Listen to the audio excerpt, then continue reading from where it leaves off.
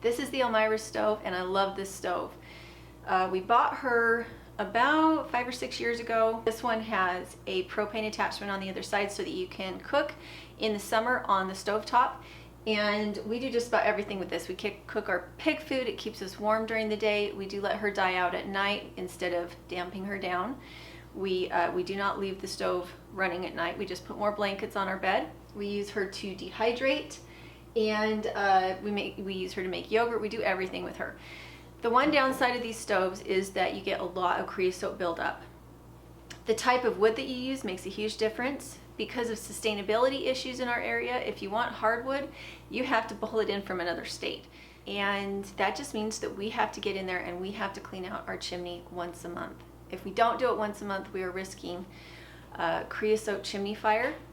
And what that is that if you have an incomplete burn with your wood, then there are particles of unburned carbon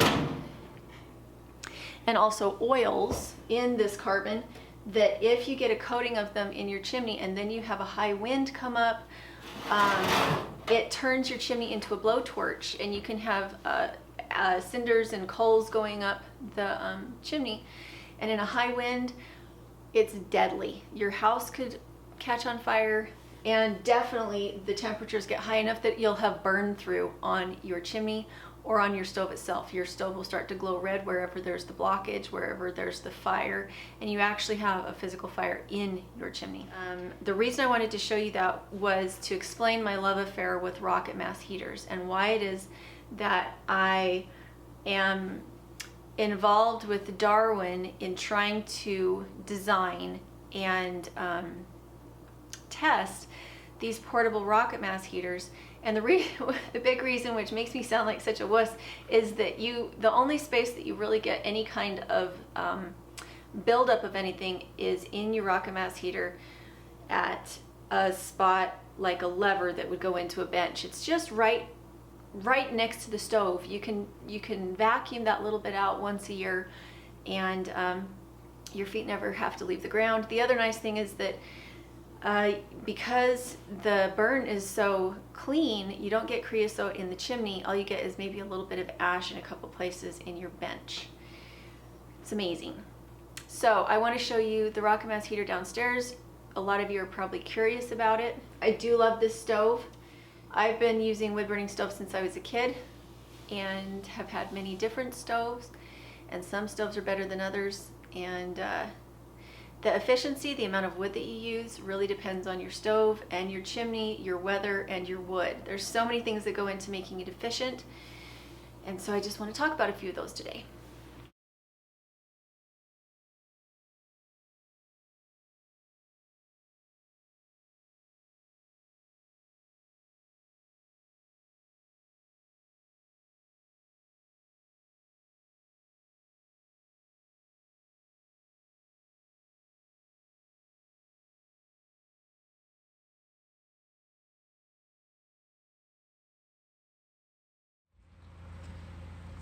That was up there. Did it work? Huh? Did it work, and is it still coming out the top? It's not coming out the top. It's about 3 inches below. But by the time I get the elbow in, it will be about right. Cool. We'll see. You ready for this perlite, babe? No, I have to put the elbow in below. And put in a piece coming out below. Okay. And get the below sealed. Otherwise, perlite will just shoot into her basement. That would be kind of a fun thing. So what are we doing today, lady? We are going to install the rocket mass heater here through an existing chimney that you have. But the chimney is too big for the rocket mass heater, and it will decrease the energy, and it won't work as properly as it should. So we are putting an insert down through this, and then we're going to insulate it with perlite.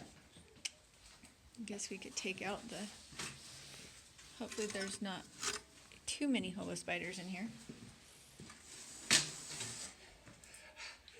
There was actually spider webs in the top.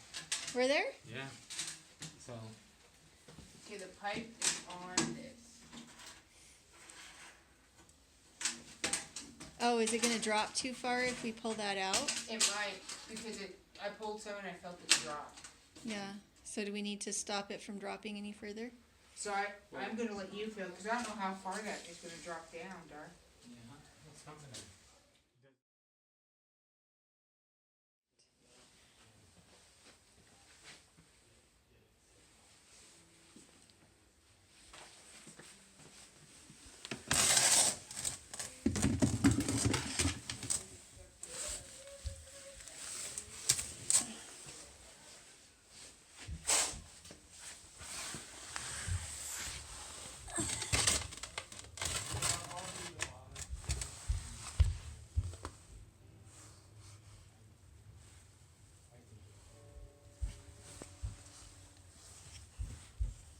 You know, I wanted.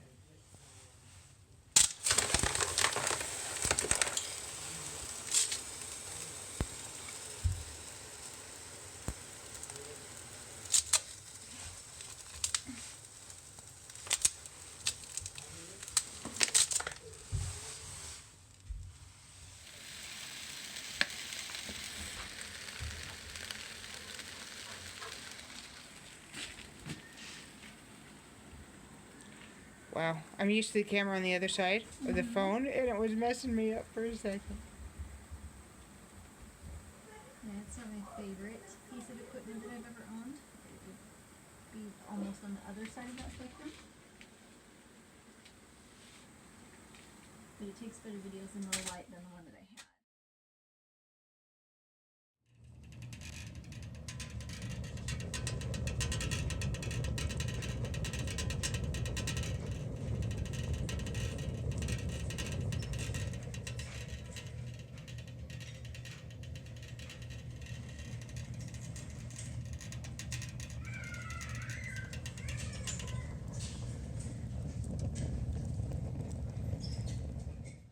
All right, this is our basement, and this is the rocket mass heater. We had it in the other room to show that we could run the chimney out of a window, which we did.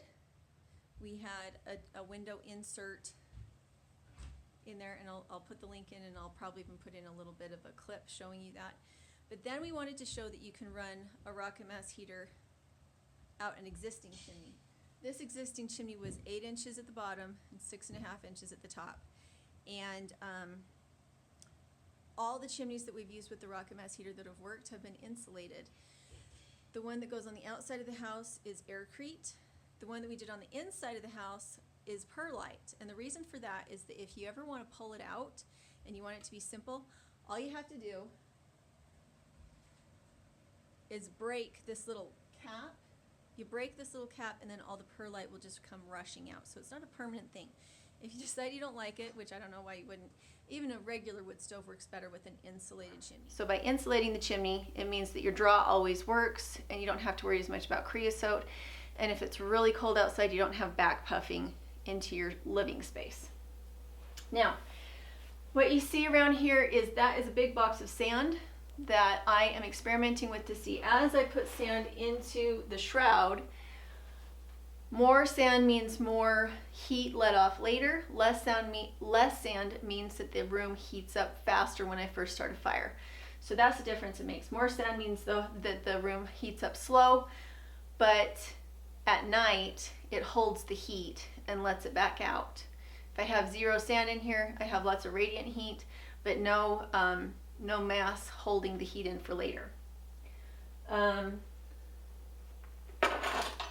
This is ash, the little tiny bit of ash that we had, and it was 2 days straight of burning. And a lot of that is still coals, and most of those fires I shut down when they became coals, so we had a little bit more ash than we usually do. All right, this is the shroud. The heat riser is actually in here, in this space. The sand is in here. And I only have it about, see if you can even see the sand. There, that white part right there, that's sand.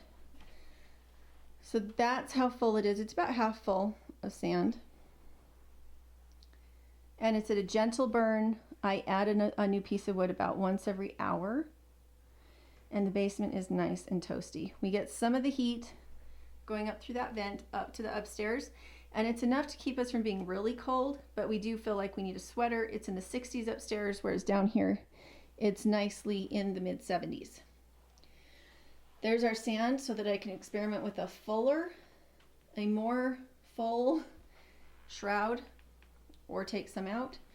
And again, the way that you remove the sand is with this little lever that opens and closes.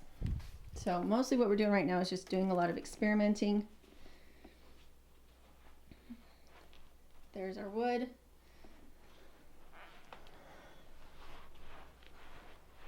It's not roaring very loud if I just have coals in it, because what is creating the roaring is all those gases rushing up the chimney.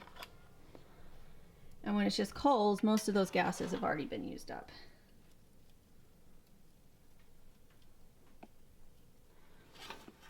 So this is going to be tricky. I'll have to leave you guys here for a second. There we go. Can you still see? All right.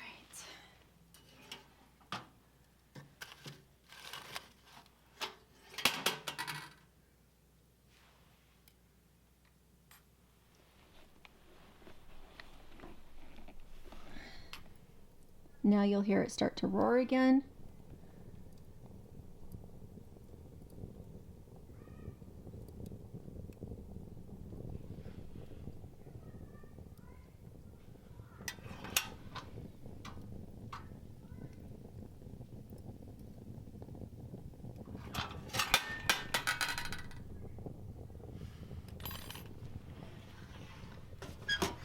And once I have a really big bed of coals in here and I have a really, really hot fire, usually I can tell by the speed of the fan how hot it is.